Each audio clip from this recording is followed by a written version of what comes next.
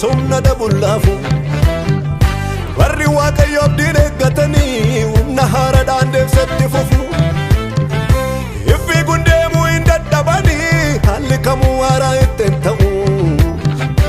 ofaa durii keessa muuxatanitu akka joobira baalleen ol ka'u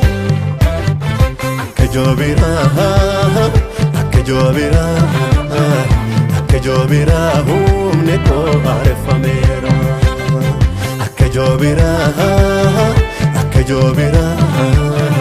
Akajobira humne koo areeffameera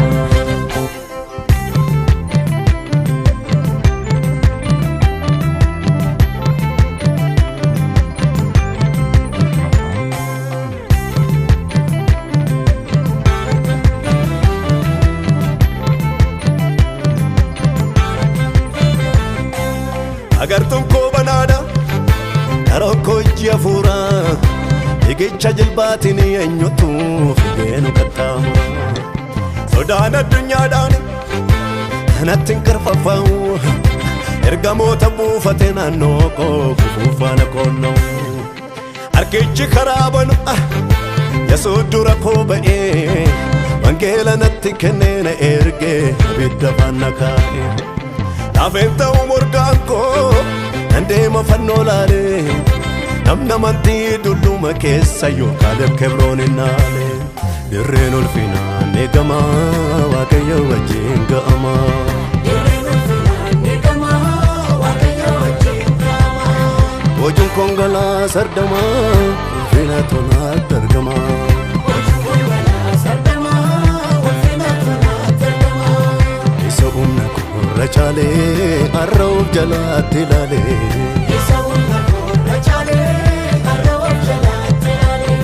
Yaa'ee darbeera gaddi koo ililleen gootee golli koo Yaa'ee darbeera gaddi koo ililleen gootee golli koo Akka joobira humne koo areeffameera Akka joobira humne koo areeffameera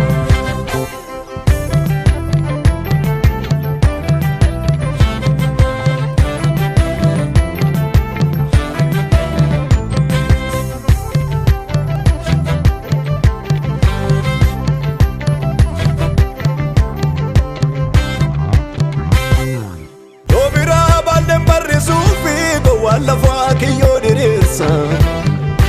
illa abidda uffatee fiigu maaltu qabee duubatti deebisa Iyya caala saffisa humnisaa daddabaa dibannisa colloomse yoo lolame soota kan moo'amu moo'ichaan galaa boojuu dachaase Karichi kakuun eegalame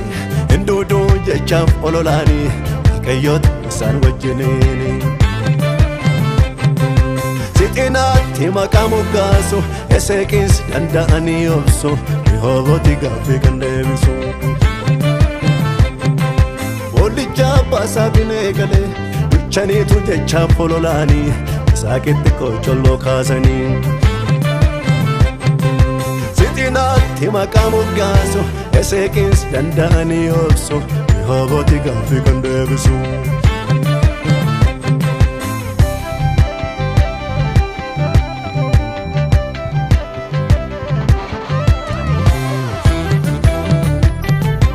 Adeemsa marka barraani erga du'a oolanii biyyicha bishaan keessaa malaati haa ta'uu barani Innaamota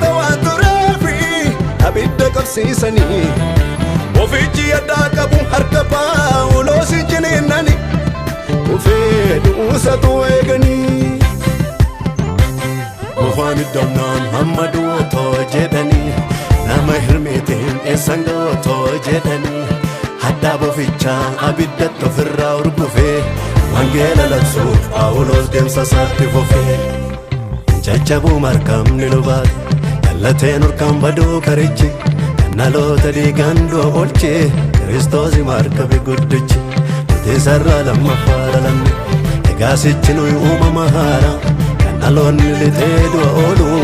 Yesuus dooniin kakuu haaraa.